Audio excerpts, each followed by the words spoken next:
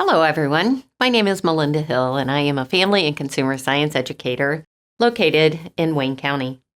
Extension, at least for me, has been an extremely rewarding career.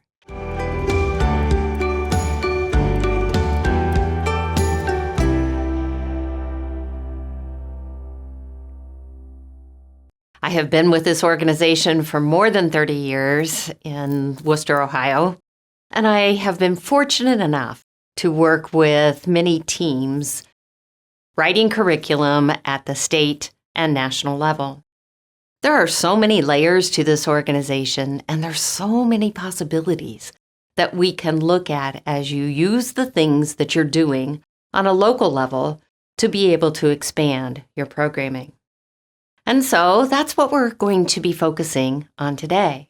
I'm going to share some of the concepts and principles, the how-tos of as you're working at the local level, how to take that, expand it, and to get the most out of it as you journey across your career.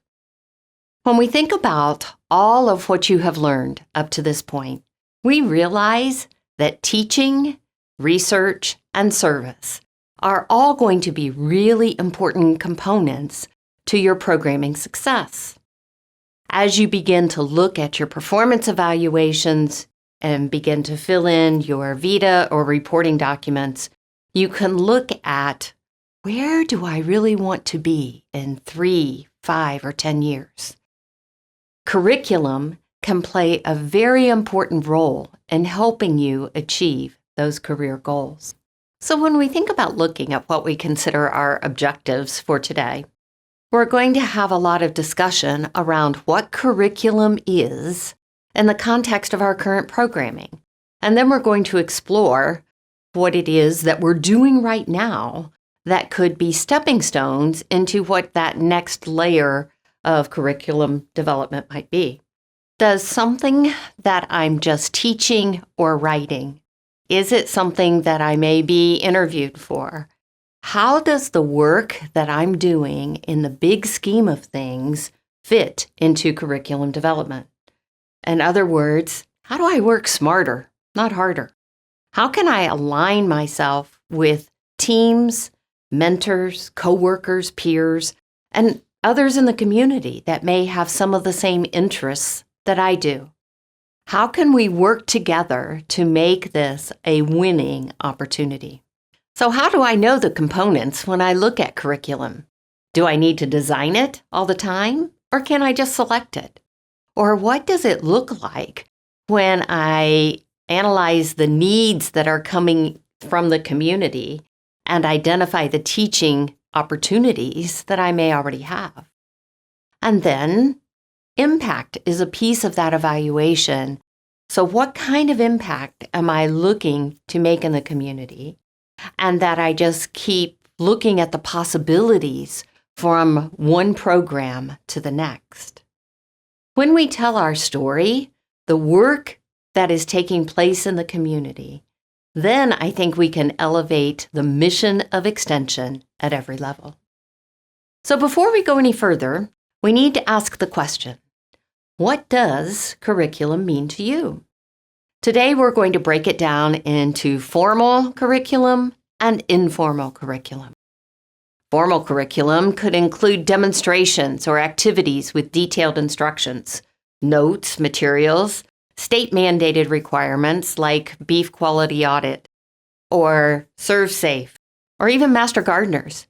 These are all packaged and tested materials, which include all the components that you need to teach or replicate that program as needed. Informal curriculum is really about meeting the community where they are with their needs and how you can present information in an engaging way to meet their needs.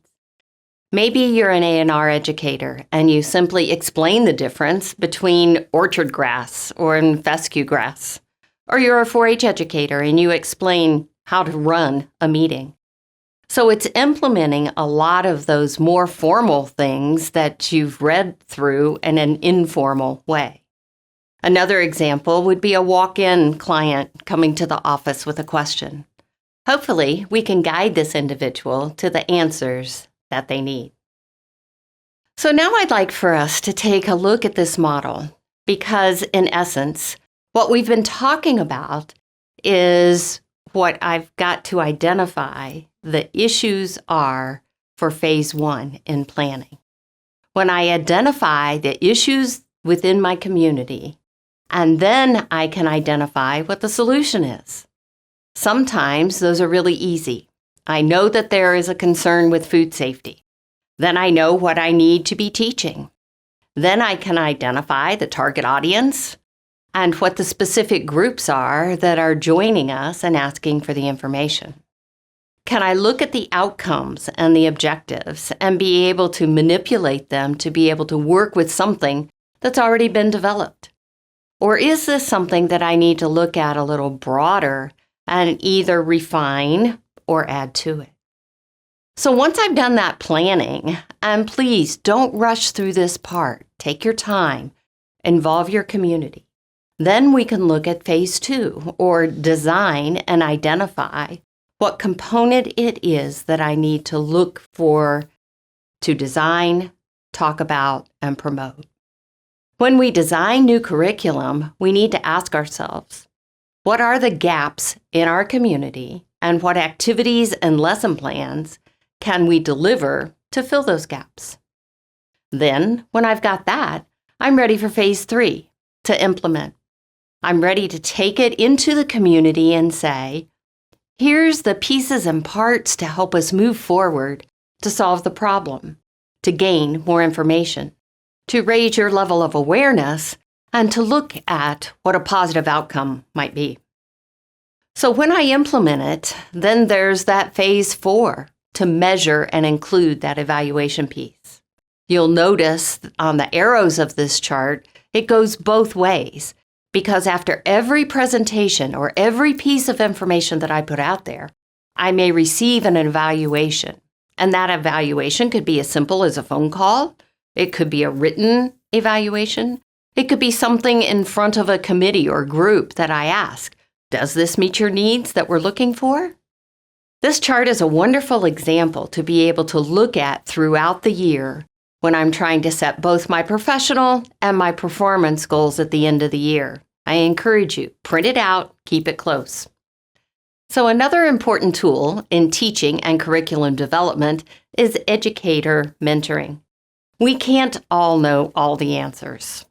There's so many details and rules, and it all changes. So mentoring is a piece that I think is really important for all of us. Some of you may already have an established formal mentor. I would suspect that you have figured out who you can work well with, who that informal network is that you can go to for help as you look at some of the materials and you relate well with them. I like the way you write, or I love the way that you have this PowerPoint laid out. It makes sense to me. And for most of us, we teach in the manner in which we learn. So what I can look for from others, what would work best for me as I present this in my community. Remember, you don't always have to teach, but you can organize a program with needed information from someone else in another county and then invite them to offer that program so that you can replicate that also for them. It not only builds your VITA or reporting document, but it also strengthens the community as a whole as you have a specialization. When we talk about teaching and curriculum tools, we really need to help facilitate the sharing of knowledge. So we need to ask ourselves, what curriculum are we sharing? If we ask those questions and if we allow time to be able to do some of that sharing right up front, I think you'll find it extremely helpful to reach out to your mentor or your team to know exactly the curriculum that will be displayed. Will it be OneDrive, Teams, online, or in another folder? We know that that's a challenge. Another way to help facilitate the sharing of curriculum is that we invite others to the workflow and we divide up those larger tasks. This creates the opportunity for different perspectives and to allow others to answer questions that you might not have the expertise to do. So as we look at part of the curriculum and the team culture, we need to figure out Who is it that you can really work well with?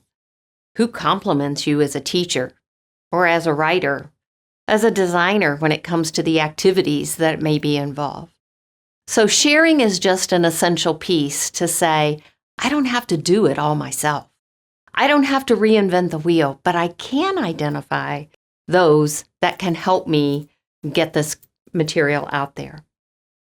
As we talk about curriculum, where can I find existing OSU curriculum?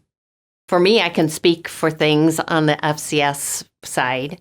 Our state website has things divided up into 3 segments: healthy people, healthy finances, and healthy relationships. On our professionals page, there's a curriculum, there's news articles, there's blogs, there's lots of reference material and resources that I can use just to be able to share. I will be honest with you, there are some things out there that I know exist that are not on the state website. So I can talk to one of the 3 program coordinators or some of the team members, and many times they can direct me to where the curriculum is either housed or it may have been taken down to be revised, refreshed, or updated with certain components, or whatever the case may be. For other programs, I don't always know where to go to find them, and so that's where I refer back to that mentor that I spoke about earlier. It's a really important relationship because many times they will know where things are. So, when we talk about what is available to others and what is acceptable and usable, we need to think carefully before I pick it up and use it. So if I'm borrowing something from someone in another county, I can ask myself, is this research-based? Does it have any evaluation component to go along with it? Does it have the context provided in the notes so that you can expand upon the materials that are provided? So, I really need to make sure that the material, whether I'm creating or receiving it, has everything that I need to do it right, to answer the questions and gives the community or the client the information they need. When we design or implement curriculum, it's important to remember that everyone interprets information in different ways. Are you an auditory learner who listens to podcasts or lectures? Are you a visual learner who watches videos, diagrams, illustrations? Or am I kinesthetic? That's the hands-on, learn by doing, putting it all into action application. And then you see there's going to be an overlap in all 3 of these areas. What's interesting is that out of those 3, usually auditory is the least common among individuals. However, it's what we do most often when we teach. We provide auditory learning examples so that it's a great reminder to include the other forms of learning examples as well. Am I implementing curriculum or teaching tools that I might use taking information forth to the audience? I need to consider, what is my audience? What is the need? And how am I actually going to deliver what they need? Individuals retain knowledge more effectively when they are introduced to multiple learning examples. We've covered a lot of information today, so if you have questions, I would love to be able to take them, work with you, and help guide you. If there is something that you have a real passion for in writing or in development, I would love to set you up for success. Best of luck as you continue in this journey. We're so grateful that you've joined us, and I hope that there's nuggets that you can take along with you from this presentation.